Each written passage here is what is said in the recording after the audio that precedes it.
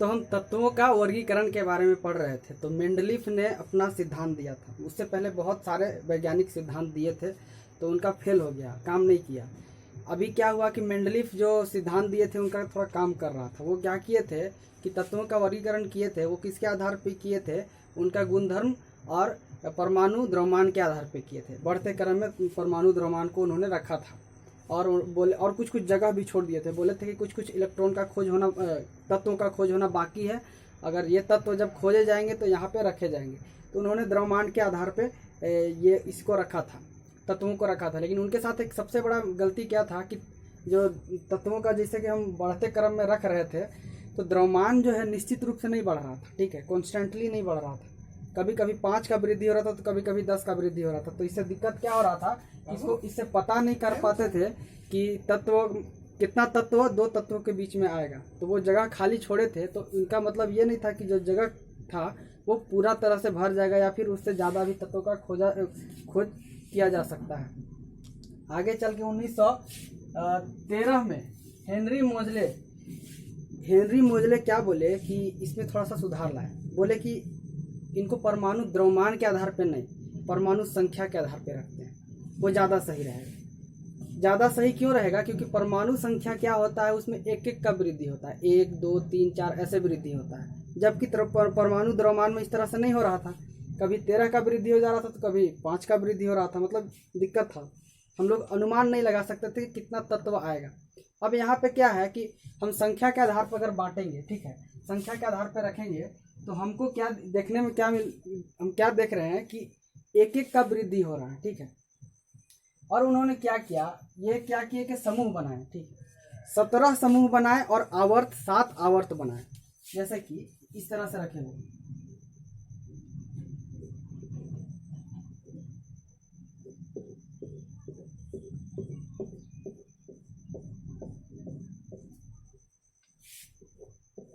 इस तरह से 17 समूह था, इसको बोलते हैं समूह।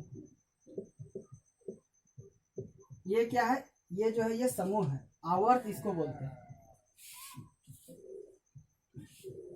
ये जो यहाँ से यहाँ तक पूरा है क्या है, समूह है, और यहाँ से नीचे क्या है, आवर्त।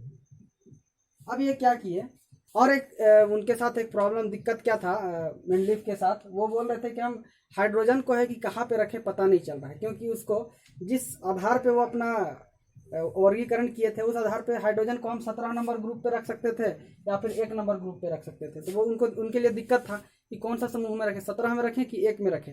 उनका भी सॉल्यूशन कौन किए, हेनरी साहब कर दिए। अब क्या किए, ये किए कि इसको परमाणु संख्या के आधार पर रखे, ठीक है, 17 समूह में बांट दिए और 7 आवर्त श्रेणी में बांटे। अब इसके बाद क्या किए वो कि परमाणु, जैसे कि हाइड्रोजन जो है उसको रख दिए समूह 1 में। कैसे रखे वो देखना है। तो वो क्या किए थे कि हम लोग पढ़े थे ये इलेक्ट्रॉनिक विन्यास क्या होता है 9th क्लास में। तो इलेक्ट्रॉनिक विन्यास में क्या होता है कि जैसे कि मान लीजिए कि लिथियम एक क्या है, तत्व है। तो लिथियम में कितना इलेक्ट्रॉन है, 3 इलेक्ट्रॉन है।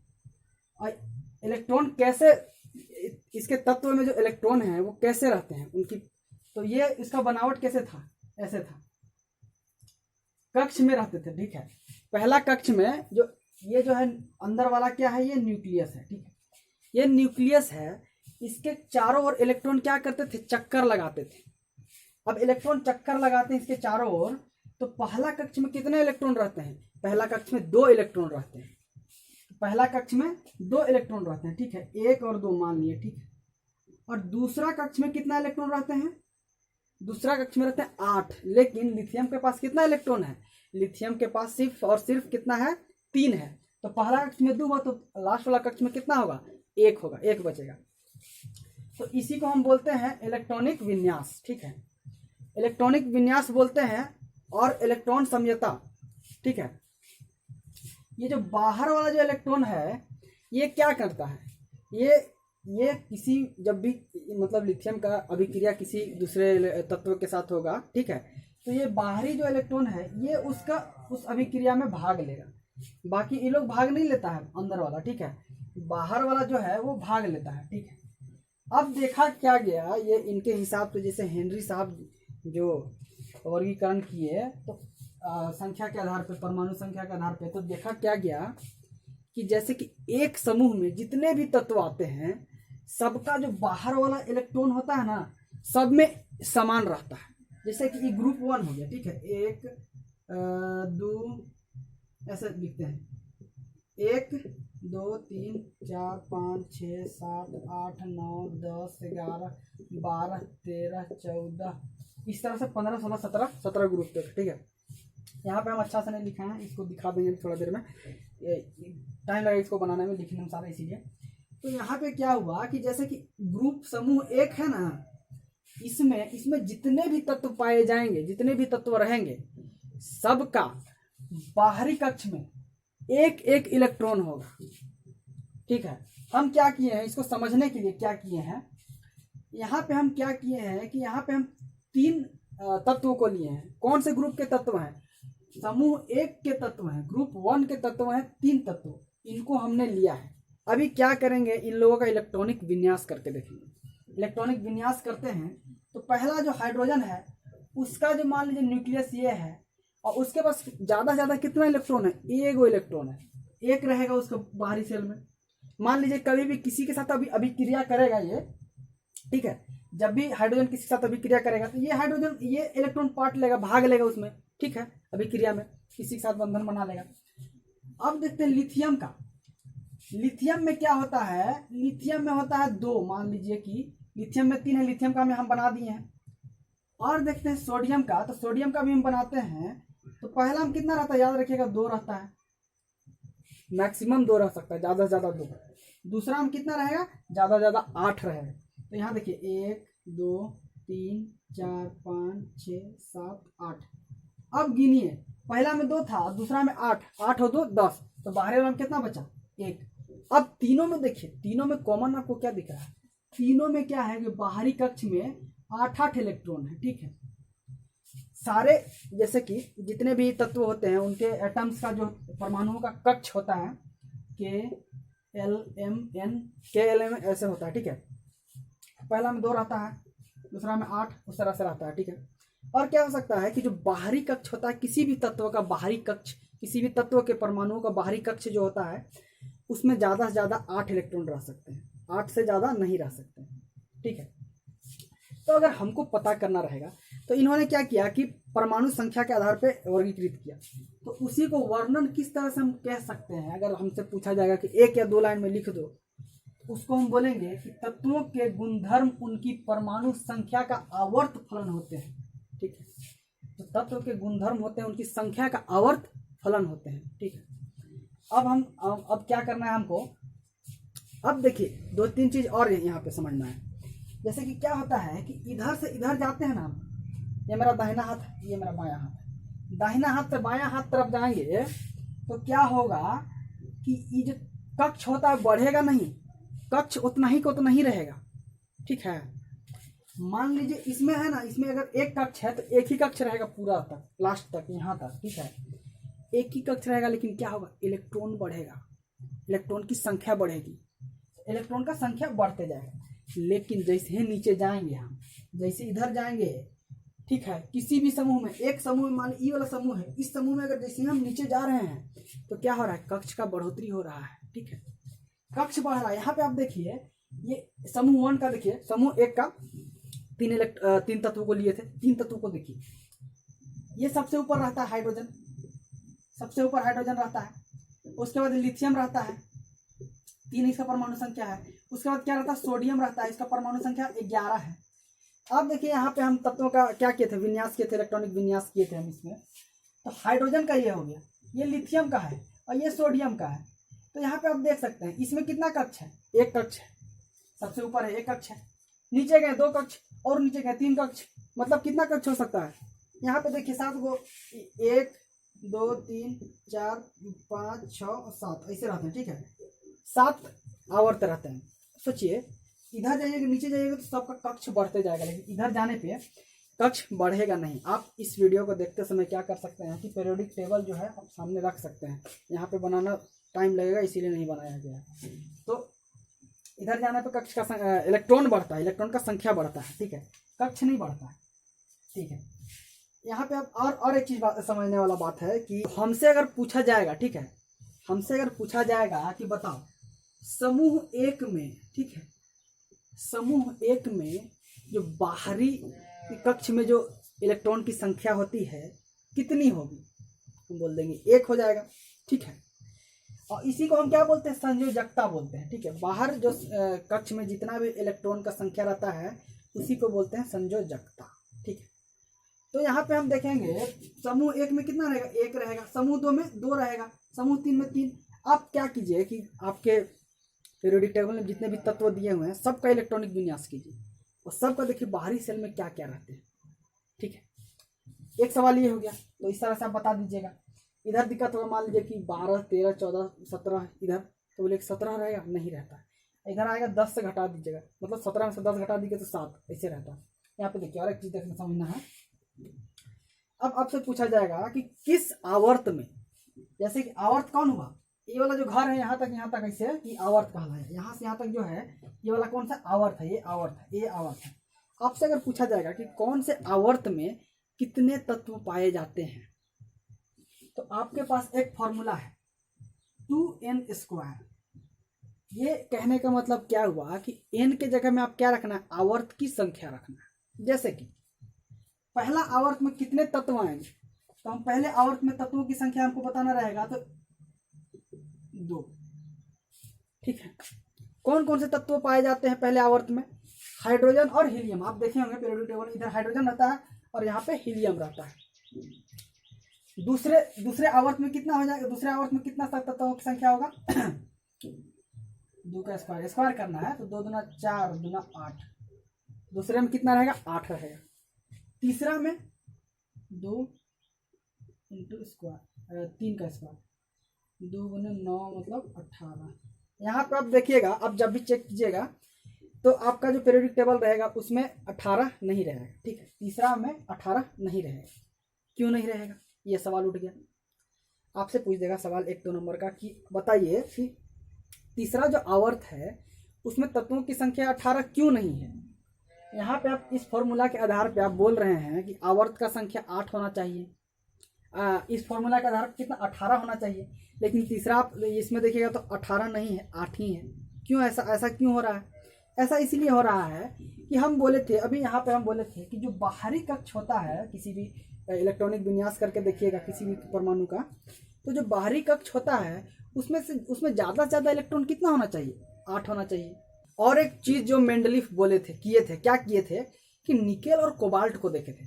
तो जैसे कि देखते हैं कि कोबाल्ट का जो परमाणु द्रव्यमान होता है ज़्यादा होता है निकेल से, ठीक है। तब पर भी वो क्या किए, कोबाल्ट को निकेल से पहले रखे। वो इसीलिए रखे कि वो क्या किए थे, वो गुण देख रहे थे, ठीक है। समूह का जो गुण है उस तरह से वो रख रहे थे, ठीक है। तो उसके आधार पर रख रहे थे, लेकिन उनको थोड़ा सा लग रहा था कि जैसे कि हम जो तरीका अपना रहे हैं थोड़ा कुछ तो गलती है, ठीक है, इसको सुधारा जा सकता है बाद में, सब शायद लगा होगा उनको, तो कोबाल्ट को पहले रखें। अब हेनरी जो परमाणु संख्या के आधार पर रखे, तो इन्होंने देखा कि कोबाल्ट का परमाणु संख्या है निकेल से कम है, पहले आ रहा है, तो उनको पहले रखा गया था। तो ये जितना भी मेंडलीफ का जो मतलब सोचने का तरीका था, मतलब जो भी उन्होंने प्रेडिक्शन किया था कि ऐसे होगा, ठीक है, उनका जो जिस तरह से वो ये सजा के रखे थे वो सारा चीज़ इसमें फिट बैठ रहा था, कोई दिक्कत नहीं था बैठने में। बस इसको थोड़ा सा सुधार किया गया, जैसा किया गया सब काम कर गया एकदम आराम से। तो ये है आधुनिक आवर्त सारणी। इसमें कितना ग्रुप है, कितना समूह है, 18 समूह है, 1 से लेकर 18 समूह है यहाँ पे। और यहाँ पे क्या था, जैसे कि एक प्रॉब्लम था, हीलियम को रखना था, हाइड्रोजन को रखना था, तो इसको ग्रुप 1 में रखा गया है। क्यों रखा गया है, क्योंकि यहाँ पे इसके बाहरी कक्ष में इलेक्ट्रॉन की संख्या कितनी होती है, 1-1 होती है सब में, इसमें और इसमें वो नहीं होता है। जबकि इसका जो रिएक्शन अभिक्रिया था कैसे था, जैसे कि जितने भी हाइड्रोजन ग्रुप हैं ग्रुप 17 में उसके तरह था, ठीक है, इस तरह से रखा गया इसमें। और यहाँ पे एक चीज़ था, जैसे कि प्रॉब्लम क्या था कि कोबाल्ट और निकेल के जगह में, जैसे कि वो क्या रख रहे थे, मेंडलीफ क्या किए थे, द्रव्यमान के आधार पर रख रहे थे। यहाँ पे हम देख रहे हैं कोबाल्ट और निकेल का, जैसे कोबाल्ट का द्रव्यमान कितना 58.9 और जबकि निकेल का द्रव्यमान कितना है 58.7। तो मेंडलीफ के हिसाब से क्या होना चाहिए था कि निकेल इधर होना चाहिए था, कोबाल्ट इधर होना चाहिए था, लेकिन वो क्या किए थे, फिर भी इसको कोबाल्ट को आगे ही रखे थे। तो वो जो रखे थे वो सही था। यहाँ से देख सकते हैं कि कोबाल्ट का जो परमाणु संख्या है वो कितना 27 है और निकेल का 28 है। इस तरह से रखा जा सकता था। यहाँ पे देखिए समूह, ये सब क्या समूह 1 2 3 4 5 6 7 18 तक ये समूह है। ये एक समूह है, इस तरह से समूह है। और ये आवर्त है। आवर्त कितना है? 1 2 3 4 5 6 7, 7 आवर्त श्रेणी है। अब यहाँ पे देखते हैं कि एक आवर्त में कितना संख्या है। जैसे कि दो, हम कौन सा फॉर्मूला अप्लाई कर रहे थे? 2n²।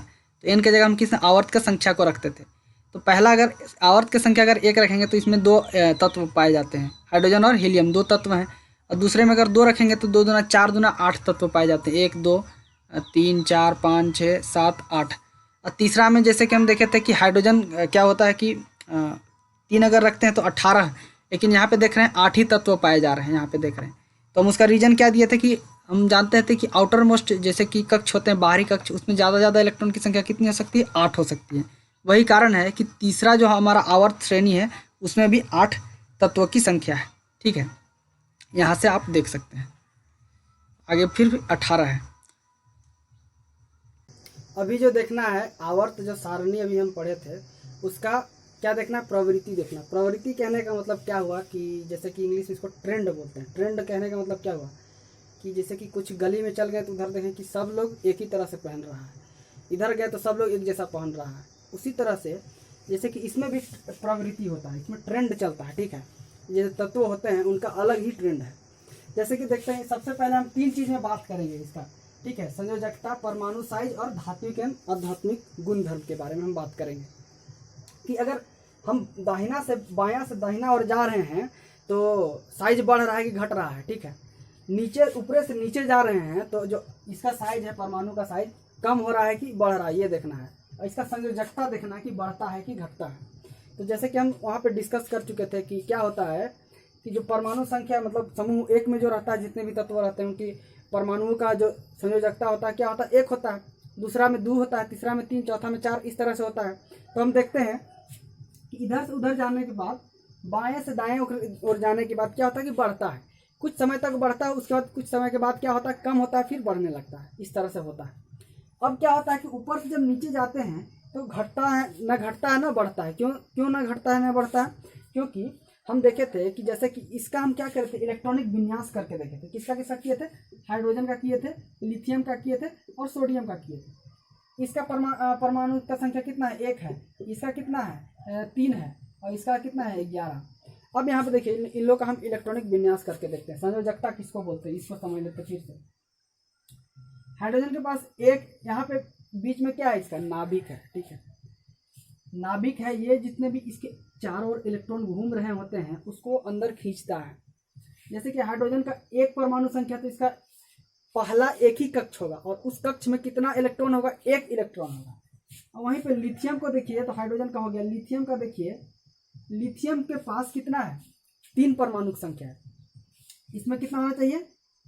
पहला कक्ष में 2, दूसरा कक्ष में 8 होता है, तो 3 होना चाहिए। 2 कक्ष में है, देख रहे कक्ष बढ़ रहा है।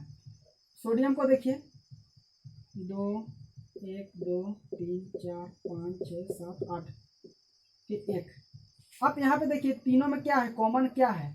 ये कॉमन है कि बाहरी कक्ष में जो है इलेक्ट्रॉन की संख्या 1 है। और क्या हो रहा है कि जैसे कि हम देख रहे हैं कि ऊपर से नीचे की ओर जा रहे हैं तो क्या हो रहा है कि सबका संयोजकता इक्वल बराबर रह रहा है, न कम हो रहा है न बढ़ रहा है। तो हम ये कह सकते हैं कि जब भी हम ऊपर से नीचे की ओर जाते हैं, ठीक है, पीरियोडिक टेबल में ऊपर से नीचे की ओर जाते हैं तो इसका संयोजकता क्या रहता है? सेम रहता है। इसका ट्रेंड क्या है? इसका संयोजकता सेम रहेगा। ठीक, अब बात करते हैं समूह के बारे में। ठीक है, इसका साइज के बारे में, परमाणु साइज के बारे में हम बात करते हैं। तो परमाणु साइज का क्या होता है? प्रवृत्ति क्या है? किधर बढ़ता है किधर घटता है, ये देखना है। इसको समझते हैं कंसेप्ट लगा के थोड़ा सा। जैसे कि यहाँ पे हम लिख चुके हैं एक आवर्त में जितने तत्व हैं, कुछ तत्व हैं, उनके हम क्या लिखे हैं? ये साइज का लिखे हैं, ये साइज लिखे हैं। ठीक है, अच्छा पहले साइज हम कैसे पता करेंगे? किसी भी परमाणु के साइज कितना होना चाहिए कैसे पता करेंगे? क्या किस चीज़ को देख करके हम साइज का पता लगाएंगे? जैसा कि क्या होता है कि हम ब्रीथ के बारे में पढ़े थे, तो ये क्या होता है कि जो भी जितने भी तत्व होते हैं उनके जो परमाणु होते हैं तो उनका शेप कैसा होता है? ठीक है, वो दिखता कैसा है? इस तरह से दिखता है। कहने का मतलब ये हुआ कि बीच में क्या है, नाभिक है, और इसे किनारे किनारे क्या है, इलेक्ट्रॉन घूम रहे हैं। इलेक्ट्रॉन कैसे घूम रहे हैं, तो हम क्या मान के चलेंगे, ये जो किनारे इलेक्ट्रॉन जब घूम रहे हैं वो किस तरह से घूम रहे हैं, वो घूम रहे हैं इस पे वृत्त में घूम रहे हैं, ठीक है। और वृत्त का हम साइज पता करने के लिए क्या करते थे, वृत्त का साइज पता करना रहता है तो हम क्या करते हैं, यहाँ से त्रिज्या, यहाँ से सेंटर से लेकर के, केंद्र से लेकर के यहाँ पे हम एक वृत्त को मिलाते हैं, ठीक है। इसी को बोलते हैं हम त्रिज्या, ठीक है। अब जितने भी परमाणु हैं, जैसे कि बोरोन के परमाणु हैं, उसका साइज कैसे पता चलेगा, उसका साइज पता करने के लिए हम क्या किए हैं, यहाँ पे देखिए, उसका त्रिज्या को हम लिख दिए हैं, ठीक है। हाइड्रोजन का त्रिज्या का कितना लंबाई है, 37 है, 37 पिकोमीटर, ठीक है। इसका देखिए, इसका साइज बहुत छोटा होता है, इसीलिए हम बहुत छोटा यूनिट में नापते हैं इसको, पिकोमीटर में, 10⁻⁻12 पिकोमीटर में नापते हैं, ठीक है। तो यहाँ पे हाइड्रोजन का कितना है साइज, 37 है, किसका, उसका त्रिज्या का साइज है। तो इसी तरह से हम क्या करेंगे, जितने भी परमाणु है सबका त्रिज्या को हमको नापना पड़ेगा, त्रिज्या का लेंथ कितना, लंबाई कितना है, उसके हिसाब से हमको पता चल जाएगा कि कौन सा परमाणु कितना बड़ा है और कौन सा कितना छोटा है। तो यहाँ पे हम देखते हैं कि एक आवर्त है, ठीक है, एक आवर्त के परमाणुओं को हम लिख के रखें, तत्वों को लिख के रखें और उनका हम त्रिज्या लिख के रखें, और एक समूह के तत्वों का त्रिज्या लिख के रखें, ठीक है, उसकी लंबाई कितनी है वो सब लिख के रखें। तो एक चीज़ समझना है, क्या होता है कि जैसे कि मान लीजिए कि ये एक तत्व का परमाणु है, ठीक है, बीच में नाभि है। अब ये क्या करता है, नाभिक में जितने भी प्रोटॉन रहते हैं वो क्या करते हैं, इलेक्ट्रॉन को अपनी ओर खींचते हैं। अब कल्पना कीजिए ऐसे, देखिए कि मान लीजिए कि एक यहाँ पे प्रोटॉन है, मतलब किसी भी परमाणु है, इसमें प्रोटॉन है यहाँ बीच में, और बाहर एक भी इलेक्ट्रॉन नहीं है, ठीक है, इलेक्ट्रॉन घूम नहीं रहा है, तो किसको खींचेगा, ये किसी को नहीं खींचेगा, ठीक है। किसी को जब नहीं खींचेगा तो क्या होगा, इसका साइज इतना ही रहेगा। अब एक इलेक्ट्रॉन को रख दिए हम, ठीक है, एक इलेक्ट्रॉन को रखे तो क्या कर रहा है, इलेक्ट्रॉन को अपनी ओर खींच रहा है। तो अभी एक ही इलेक्ट्रॉन का खींच रहा है, कि इलेक्ट्रॉन को खींच रहा है, मतलब उसका साइज थोड़ा कम होगा। अब एक इलेक्ट्रॉन और डाल दिए, अब क्या किया, अब दो इलेक्ट्रॉन को खींचने लगा, 2 इलेक्ट्रॉन को खींच रहा है तो और इसका साइज कम होगा, ठीक है। अब यहाँ पे होता क्या है, इसी तरह से जैसे कि हम जब भी इधर की ओर जाते हैं, दाहिनी ओर के जाते हैं, बाएं से दाहिनी ओर जाते हैं, तो क्या होता है, हम देखते हैं इलेक्ट्रॉन का संख्या बढ़ते जाता है, और क्या होता है, कक्ष का संख्या बराबर रहता है, कक्ष का संख्या नहीं बढ़ता है। तो इधर से इधर जाने में इलेक्ट्रॉन का संख्या बढ़ रहा है, मतलब क्या हो रहा है, उसका साइज कम होते जा रहा है, ठीक है। उसका जो नाभिक है, वो जो प्रोटॉन वहाँ पे मौजूद है, वो खींच रहे हैं अपनी ओर इलेक्ट्रॉन को, तो इधर जाने पे साइज कम होते जाता है। तो आवर्त में क्या होता है, आवर्त हम देखते हैं, आवर्त इसी को बोलते हैं, ठीक है। ये क्या हुआ, मान लीजिए इसमें जितने भी तत्व उपस्थित हैं, ये एक आवर्त में उपस्थित है। तो होना क्या चाहिए कि सबसे जो बड़ा तत्व होना चाहिए यहाँ पे होना चाहिए, उससे छोटा यहाँ पे, उससे छोटा यहाँ पे, उससे छोटा यहाँ पे, मतलब इस तरह से होना चाहिए। अब यहाँ पे एक आवर्त के तत्वों को लिखा गया है, ये सजा करके लिखा नहीं गया है, मतलब देख के लिखा गया है कि ऐसे जैसे तैसे लिख दिए हैं। अब इसको हमको सजा के लिखना है कि सबसे पहले इधर कौन सा इधर होगा, मतलब अब मान लीजिए कि ऐसे कीजिए, यहाँ पे एक क्वेश्चन ऐसे रहेगा, देख लीजिएगा, उसको देखिए कि सबसे बड़ा जिसका साइज है उसको हम यहाँ पे लिखते हैं, तो सबसे बड़ा साइज किसका है, लिथियम का है। उसके बाद किसका है, बेरिलियम का है। उससे छोटा कौन है, उससे छोटा बोरोन है। उससे भी छोटा कौन है, कार्बन है, कार्बन नहीं, हाँ कार्बन है। कार्बन से छोटा कौन है, नाइट्रोजन है, फिर ऑक्सीजन है। तो इस तरह से इन लोग का साइज, मतलब ये दिखाने का मतलब क्या हुआ, ये सबसे बड़ा है। ये कंपेयर करने के लिए बड़ा छोटा का हम आप पढ़ चुके हैं पहले क्लास में। तो यहाँ से हम देख सकते हैं कि इधर जब जा रहे हैं तो क्या हो रहा है, साइज घट रहा है। एक चीज पता कर लें, इधर का प्रवृत्ति क्या है। अब एक समूह का देखिए, यहाँ पे आपको देखने से लग रहा है कि ये सब कितना, समूह एक का एलिमेंट सब है, ठीक है। जितना भी तत्व है समूह एक का तत्व है, ठीक है। इधर से इधर जाने पे साइज कम हो रहा है। अब देखते हैं कि यहाँ पे क्या होता है कि ऊपर से नीचे जब जाया जाता है समूह में तो साइज बढ़ता है। क्यों बढ़ता है, उसके पीछे भी हम कारण बता रहे हैं। मान लीजिए कि जब भी हम ऊपर से नीचे जाते हैं तो पहला, मान लीजिए समूह एक में जो पहला तत्व हाइड्रोजन, उसमें कितना कक्ष था, एक कक्ष था, ठीक है। उसके नीचे जब गए थे लिथियम था, लिथियम में कितना कक्ष था? 2 कक्ष था। उसके बाद यहाँ नीचे सोडियम, सोडियम कितना कक्ष था? 3 कक्ष था। अब हम हमारे सामने एक टेंशन है, मतलब इसे सोचना है कि यहाँ देखिए 3 कक्ष, इसमें 2 कक्ष, इसमें 3 कक्ष, तो कौन वाला कक्ष का हम त्रिज्या नापेंगे? ठीक है, ये सवाल मन में आ सकता है, लेकिन ये सवाल नहीं आना चाहिए। क्यों नहीं आना चाहिए?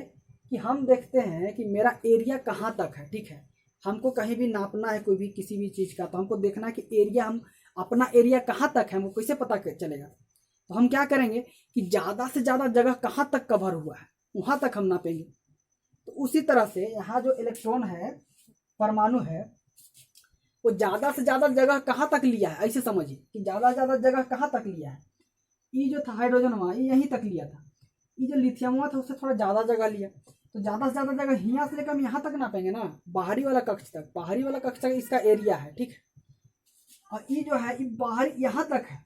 अब देखिए यहाँ पे आप देख सकते हैं कि क्या हो रहा है कि जो सबसे ऊपर था उसका क्या था, उसका त्रिज्या का लंबाई छोटा है, उससे कम ये, उससे ज़्यादा ये वाला है, उससे ज़्यादा ये वाला। मतलब देख रहे हैं ऊपर से जब नीचे जा रहे हैं तो इसका साइज बढ़ते जा रहा है। क्यों बढ़ते जा रहा है?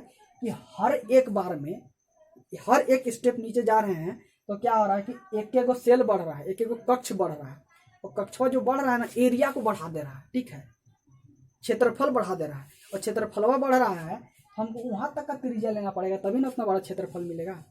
तो यहाँ तक का त्रिज्या का लंबाई लेते हैं, मतलब ऊपर से नीचे जाने पे क्या होता है, बढ़ता है। अब यहाँ पे देखना है तो सबसे छोटा कौन सा है इसमें? देखिए सबसे छोटा कौन सा है इसमें? 186, 152, 231, तो 152 वाला है। कौन है? लिथियम है। ठीक है, उससे बड़ा कौन सा है? उससे बड़ा है सोडियम, सोडियम को लिख दिए। उससे बड़ा मान लीजिए 2 लिख दिए, ये लिखा गया, ये लिखा गया। उससे बड़ा कौन सा है? उससे बड़ा 231 पोटेशियम है। ठीक है, उससे बड़ा कौन सा है? रुबिडियम है, आरबी। ठीक है, उससे बड़ा कौन सा है? सीजियम है। अब देखिए यहाँ पे सवाल देख किस तरह से आप सजा लिए, क्वेश्चन आएगा एग्जाम में, बना लीजिएगा। अब यहाँ इस तरह सजाने के बाद आप पीरियोडिक टेबल को चेक करके देख सकते हैं कि यहाँ इस तरह से हम लिखे हैं क्या सही है कि गलत है, इस तरह से लिखा गया है क्या सही है या गलत है, इसको टेस्ट किया जा सकता है। तो ये 2 चीज़ याद रखना है। इधर से इधर जाने पे क्या होता है कि उसका साइज घटता है, ऊपर से नीचे जाने की ओर साइज बढ़ता है। अब जो लास्ट जो है धात्विक और अधात्विक का हम गुणधर्म का प्रवृत्ति को देखेंगे। तो ये भी बहुत कंसेप्चुअल है, मतलब इसको बहुत जरूरी है इसको समझना, क्योंकि जैसे कि ये किस पे निर्धारित है? ये दोनों चीज पे निर्धारित है। आपको अगर संयोजकता पता है और अगर परमाणु का साइज पता है तो आप बता सकते हैं कि वो धातु है या फिर अधातु है। तो अभी पहले का क्लास में आप पढ़े थे धातु और अधातु के बारे में, बहुत अच्छी तरह से पढ़े थे। ठीक है, धातु क्या करता है कि इलेक्ट्रॉन्स को दे देता है। ठीक है, जब भी कभी किसी के साथ बंधन बनाता है तो इलेक्ट्रॉन्स को त्यागता है। वहीं पे अधातु क्या होता है? इलेक्ट्रॉन्स को लेता है। अगर धातु है इलेक्ट्रॉन्स को त्याग देता है तो उस पर कौन सा चार्ज आता है? प्लस चार्ज आता है। तो प्लस चार्ज को हम क्या बोलते हैं? धन। और कोई भी अधातु है इलेक्ट्रॉन को लेता है तो उसमें क्या आता है? नेगेटिव चार्ज आता है, माइनस चार्ज आता है, उसको बोलते हैं ऋण। तो देखिए अब यहाँ पे हमको ये समझना है कि इलेक्ट्रॉन्स को कोई क्यों दे देता है और कोई इलेक्ट्रॉन्स को क्यों ले लेता है। तो यहाँ पे किसी भी तत्व को, किसी परमाणु को स्टेबल होने के लिए क्या होना चाहिए? स्थिर रहने के लिए उसका जो बाहरी कक्ष है उसमें क्या होना चाहिए? 2 इलेक्ट्रॉन की संख्या होना चाहिए, फिर या फिर 8 इलेक्ट्रॉन की संख्या होना चाहिए। अब देखिए कि यहाँ पे एक हम उदाहरण लेते हैं। ठीक है, मान लीजिए कि उधर ग्रुप नंबर जो समूह है 17 समूह में हम चले गए तो उसका बाहरी कक्ष में कितना इलेक्ट्रॉन होगा? 7 इलेक्ट्रॉन होगा। ठीक है, उसी तरह से हम ग्रुप 1 में समूह 1 में है तो उसका बाहरी कक्ष में देखे थे 1 इलेक्ट्रॉन रहता था, जैसे कि सोडियम, लिथियम, हाइड्रोजन, ये लोग क्या है ग्रुप 1 में आते हैं।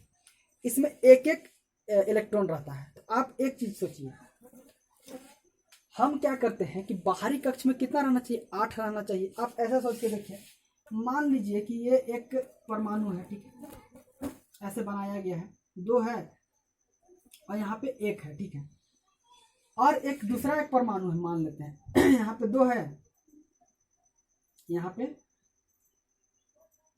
4, 5, 6, 7। अब 2 परमाणु को रखा गया है। ये वाला जो परमाणु है ये क्या है? अधातु है, और ये वाला परमाणु जो है ये क्या है? धातु है। इसका तत्व जो धातु है। कैसे कह दिए आप, ऐसा इसलिए हम कह सकते हैं, देखिए इसका बाहरी जो कक्ष है इसमें 1 इलेक्ट्रॉन है, बाहरी कक्ष में इलेक्ट्रॉन कितना होना चाहिए, 8 होना चाहिए। अब ये बेचारा या तो 8 इलेक्ट्रॉन किसी से लेगा, इन 7 इलेक्ट्रॉन किसी से लेगा, या फिर 1 इलेक्ट्रॉन किसी को दे देगा, इसका बाहरी कक्ष में 2 इलेक्ट्रॉन बचेगा। 2 इलेक्ट्रॉन भी क्या होता है, स्टेबल होता है। अगर पहला एक ही कक्ष है तो वो हो गया 2 इलेक्ट्रॉन के साथ स्टेबिलिटी गेन कर लेगा, स्थिरता प्राप्त कर लेगा। उसी तरह से यहाँ पे इसका बाहरी कक्ष में कितना है, 7 है, तो या तो इस 7 किसी को दे देगा या फिर ये किसी से एगो ले लेगा। तो आप एक चीज समझिए, मुश्किल आप देखिए यहाँ पे, आपके पास अगर मान लीजिए कि क्या करना है कि मान लीजिए कि बॉल दिया गया, ठीक है, मान लीजिए फुटबॉल दिया गया, ठीक है, गेंद दिया गया है, आपको बोला गया कि आप जैसे कि 5 लोग को रखा गया आपके सामने, ठीक है, 5 गो आदमी को आपको मतलब रखा गया है, 5 आदमी को फुटबॉल दिया गया, एक आदमी को मान लीजिए एक आदमी को 1 फुटबॉल दिया गया ठीक है, दूसरा का आदमी को दिया गया 4 गो, तीसरा को दिया गया 5 गो, किसी को दिया गया 7 गो। आपसे ऐसे बोला जाएगा कि आप क्या कर सकते हैं कि आपके पास 8 फुटबॉल होना चाहिए, ठीक है, 8 फुटबॉल रहेगा तो आप विनर कहलाइएगा, जीत जाइएगा, ठीक है। लेकिन आप क्या कर सकते हैं, 8 रहना चाहिए या फिर कितना रहना चाहिए, 2 रहना चाहिए मान लीजिए कि आप मान के चलिए कि आपके पास सबके पास 2-2 पहले से है, आप एक किसी को दे दीजिएगा तो भी आप जीत जाइएगा या फिर किसी से आप ले लीजिएगा, 8 गो हो जाएगा तो भी आप जीत जाइएगा। आपके लिए आसान कौन सा होगा, 1 ठो देना या 8 गो लेना, 7 गो लेना, एक किसी को दे दीजिएगा, आसानी रहेगा। और जिसके पास 7 गो है वो क्या सोचेगा, 7 गो हम देंगे, उससे अच्छा क्या करेंगे, 1 ठो हम ले लेते हैं, 8 गो हो जाएगा। उसी तरह से यहाँ पे इलेक्ट्रॉन के साथ होता है, इसके साथ इसके बाद 1 इलेक्ट्रॉन है ना, तो किसी को दे देगा, और देगा जिसी देगा ना तो नेगेटिव चार्ज निकल गया तो क्या बचा, यहाँ पे पॉजिटिव बचा। यहाँ से किसी से 1 इलेक्ट्रॉन ले लिया तो पॉजिटिव चार्ज मतलब नेगेटिव चार्ज आ गया, वो नेगेटिव चार्ज का वृद्धि हो गया, मतलब इलेक्ट्रॉन क्या होता है, नेगेटिव चार्ज कराता है इलेक्ट्रॉन, ठीक है। तो धातु जो होते हैं वो क्या होते हैं, वो इलेक्ट्रॉन को दे देते हैं। हम पढ़े थे इससे पहले धातु और अधातु वाला चैप्टर में पढ़े थे, तो अब हमको समझना है। और जो अधातु होते हैं इलेक्ट्रॉन्स को ले लेते हैं, ठीक है, लेकिन कुछ कुछ होते हैं बीच में, वो क्या करते हैं, मान लीजिए उसके पास 4 है, ठीक है, उसके पास 4 इलेक्ट्रॉन है बाहरी कक्ष में, उसको 4 चाहिए, तो क्या करेगा, 4 दे सकता है या फिर 4 ले सकता है। अब इस केस में क्या होता है कि 2 के बीच में लड़ाई होता है, दोनों बराबरी में अगर लड़ाई होता है तो कोई हारना नहीं चाहता है, ठीक है। अब कोई हारना जब नहीं चाहता है तो वो क्या करेगा ना, वो लोग ठीक है हारेंगे नहीं, हम लोग हाथ मिला लेते हैं। हाथ मिलाने से क्या होता है कि ना तुम हारा ना हम हारे, हम लोग बराबर में रहे तो बीच वाला जैसे कि आप देखिएगा पीरियोडिक टेबल इस तरह से है, ठीक है, मान लीजिए इधर है इस तरह से, मान लीजिए 3 पोर्शन में इसको हम बांट दिए हैं। इधर वाला जो पोर्शन होता है इसमें ज़्यादातर धातु होते हैं। क्यों धातु होते हैं कि जानते हैं कि इनके बाहरी कक्ष में इलेक्ट्रॉन की संख्या कम होती है, आराम से दे देते हैं। अब इधर वाला जो होते हैं अधातु होते हैं। क्यों होते हैं कि इनको हम जानते हैं इनके बाहरी जो कक्ष में होता है इलेक्ट्रॉन की संख्या ज़्यादा होते हैं, तो क्या होते हैं कि ये दूसरे से ले लेते हैं इलेक्ट्रॉन। और जो बीच वाला में जो रहते हैं बीचवा में, ये लोग क्या होते हैं, ये लोग क्या करते हैं कि इन लोग के पास इलेक्ट्रॉन की संख्या ना ज़्यादा होता है ना कम होता है, तो ये लोग उप अधातु कहलाते हैं, ठीक है। इधर अधातु हो गया, इधर धातु हो गया, इधर उप अधातु। तो ये लोग शेयरिंग करते हैं, एक दूसरे से मिल बांट के काम करते हैं, लेकिन ये लोग ये दे देता है, ये ले लेता है। तो यहाँ पे इसका प्रवृत्ति हम देख लिए कि इधर से इधर जाना शुरू किए हैं, ठीक है। इधर से इधर जब जाना शुरू किए तो क्या होता है, इधर से इधर जब धातु होता है, इधर जैसे जैसे इधर जाते रहते हैं तो क्या होता है अधातु सब होते जाता है, ठीक है। तो आपसे क्वेश्चन पूछ सकता है, क्या पूछ सकता है सवाल, मतलब इतना ज़्यादा कॉम्प्लिकेटेड नहीं देगा, मतलब इतना हार्ड क्वेश्चन तो नहीं देगा।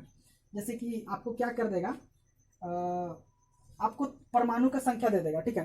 परमाणु का संख्या दे देगा, उसमें पूछ देगा कि कौन सा समूह में आते हैं, कौन सा आवर्त में आते हैं ये बता दीजिएगा, कौन सा समूह में आते हैं ये भी बता दीजिएगा।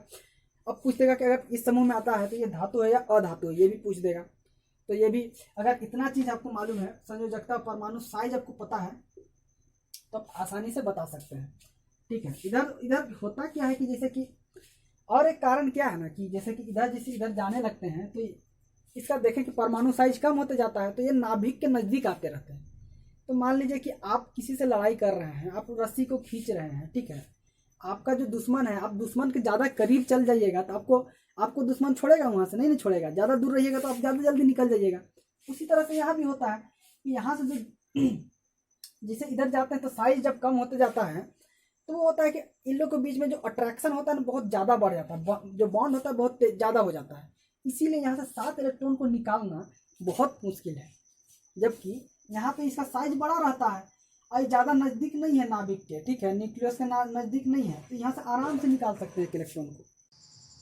तो यहाँ पे आपको दिखाया गया है धातु और अधातु उपधातु क्या होते हैं, ठीक है। इसमें इस तरह से दिखाया गया है, जैसे कि इस तरह से जिसके कलर है, रंग है, वो क्या है, धातु कहलाएंगे, और इस तरह से जिसके रंग है उपधातु और ये धातु अधातु कहलाएंगे। तो इसको किस तरह से टेढ़ी मेढ़ी रेखा से यहाँ पे दिखाया गया है। टेढ़ी मेढ़ी रेखा धातुओं और अधातुओं से अलग करती है, ठीक है, धातु और अधातु को अलग करता है टेढ़ी मेढ़ी रेखा। तो इधर से आप देख सकते हैं, इधर जो है ये क्या है, धातु है, सब क्या है, इनके बाहरी कक्ष में 1 2 3 4 ऐसे रहेगा, मतलब इलेक्ट्रॉन को देगा, ठीक है, ये इलेक्ट्रॉन को किसी को बाहरी वाले को दे सकता है। इधर अधातु है, देखिए इस तरह से है, तो यहाँ पे क्या है, अधातु है। अधातु क्या करता है, इलेक्ट्रॉन्स को लेता है, ठीक है, बाहर से इलेक्ट्रॉन्स को लेता है। और एक चीज़ हमने डिस्कस किया था कि इसका साइज क्या होता है, ठीक है। तो यहाँ पे हम देख सकते हैं ऊपर से नीचे की ओर जाते हैं तो साइज कम बढ़ता जाता है, इधर से इधर जाते हैं तो साइज कम होता जाता है। ऐसा क्यों होता है, यहाँ पे हम बता चुके हैं, इसका भी रीज़न दे चुके हैं कि इलेक्ट्रॉन का संख्या बढ़ते जाता है तो इधर जाने पे साइज बढ़ता है, इधर जाने पे साइज घटता है, इधर जाने पे क्या होता है, इलेक्ट्रॉन की संख्या घटता है तो साइज मतलब कक्ष का संख्या बढ़ता है तो साइज बढ़ता है इधर। तो ये सब इसके कारण हो सकते हैं। तो हेनरी साहब ने ये जो बनाया था ये बहुत ही आधुनिक आवर्त सारणी है, बहुत इसी को हम लोग पढ़ते हैं, इसको याद करते हैं। तो इसको हम कुछ और ट्रिक भी बता सकते हैं, जैसे कि इसको याद करना है तो हरीना करे रब से फरियाद, HLINA, इस तरह से। अब हम देख सकते हैं कि हमने क्या क्या पढ़ा है, ठीक है। यहाँ से देखते हैं कि हमने क्या क्या सीखा, ठीक है, इस चैप्टर में, पूरे चैप्टर में क्या सीखा। तत्वों को उनके गुणधर्मों में समानता के आधार पर वर्गीकृत किया गया। या जानते हैं कि जो जितने भी तत्वों को वर्गीकरण किया गया है उनके गुणधर्म का समानता के आधार पर वर्गीकृत किया गया है। डॉबराइनर ने तत्वों को त्रिक वर्गीकृत किया, जबकि न्यूलैंड ने अष्टक का सिद्धांत दिया। ये भी पढ़ चुके हैं कि डॉबराइनर क्या किए थे कि त्रिक का सिद्धांत दिए थे। त्रिक से 3 तत्वों को लेते थे और उसको बाहरी जो 2 तत्व थे उनका एवरेज निकालते थे, जो बीच वाला के तत्व से मैच करता था, किसका, द्रव्यमान का। और न्यूलैंड क्या किए थे, उसको अष्टक का सिद्धांत दिए थे, 8 के ग्रुप बनाए थे तत्वों का। मेंडलीफ ने तत्वों को उनके परमाणु द्रव्यमान को आरोही क्रम में रासायनिक गुणधर्मों के आधार पर वर्गीकृत किया था। इन्होंने क्या किया था, मेंडलीफ ने देखे थे कि जो तत्व थे उनको आरोही क्रम में सजा दिया था। किस आधार पर किया था, रासायनिक गुणधर्मों के आधार पर रखा था, उनका द्रव्यमान को आरोही क्रम में सजाया गया था। मेंडलीफ ने आवर्त सारणी में खाली स्थानों के आधार पर नए तत्वों की भविष्यवाणी की थी। अब मेंडलीफ का क्या था कि वो नए तत्वों का भविष्यवाणी भी किए थे, इसीलिए कुछ खाली जगह भी छोड़ दिए थे, ठीक है। तो ये आगे तक का सोचे थे। तत्वों को परमाणु द्रव्यमान के आरोही क्रम में व्यवस्थित करने वाली विसंगनीय परमाणु संख्या को आरोही क्रम में व्यवस्थित करने से दूर हो गई है। तत्व के इस आधारभूत गुणधर्म अथवा संख्या की खोज मोजले ने की है। अब ये क्या किए थे कि जैसे कि जो भी दिक्कत था मेंडलीफ के टाइम में, समय में कुछ कुछ दिक्कत था, जैसे कोबाल्ट निकल के साथ था कि कोबाल्ट को पहले रख दिया निकल के बाद में, जबकि परमाणु की संख्या क्या होता, परमाणु द्रव्यमान क्या था, कोबाल्ट का ज़्यादा था। अब उनको रखना पड़ा, वो गुणधर्म के आधार पर रख रहे थे, वो भी देखना था, 2 चीज़ देखना था, तो ज़्यादा प्रेफर गुणधर्म को किए। अब क्या था कि जो मोजले जब आए वो परमाणु संख्या के आधार पर रखना शुरू किए तो उनका जो दिक्कत था वो सॉल्व हो गया, मतलब कोबाल्ट का जगह सही था। कैसे सही था, क्योंकि उसका जो परमाणु संख्या था निकेल से कम था, तो वो पहले रखा गया था, तो वो सॉल्व किए ये मोजले साहब ने आकर के। आधुनिक आवर्त सारणी में तत्वों को 18 ऊर्ध्व स्तंभों जिन्हें समूह कहते हैं और 7 क्षैतिज पंक्तियाँ जिन्हें आवर्त कहते हैं उन्हें व्यवस्थित किया गया है। तो यहाँ पे देख लेते हैं कि 18 स्तंभ में रखा गया था इनको, इसे मतलब कक्ष में रखा गया था 18 समूह के रूप में, और 7 पंक्ति के रूप में रखा, जिसे क्षैतिज आवर्त भी कहते हैं। इस प्रकार व्यवस्थित तत्व परमाणु साइज, संयोजकता या संयोजन क्षमता तथा धात्विक एवं अधात्विक अभिलक्षण गुणधर्मों को आवर्तित प्रदर्शित करते हैं। इसमें देख सकते हैं कि आप साइज को, संयोजकता को, उनके गुणधर्म आधात्विक और धात्विक गुणधर्म को भी प्रदर्शित करते हैं। नए जो बने हैं आवर्त सारणी, इसमें हम देख सकते हैं आधुनिक आवर्त सारणी में।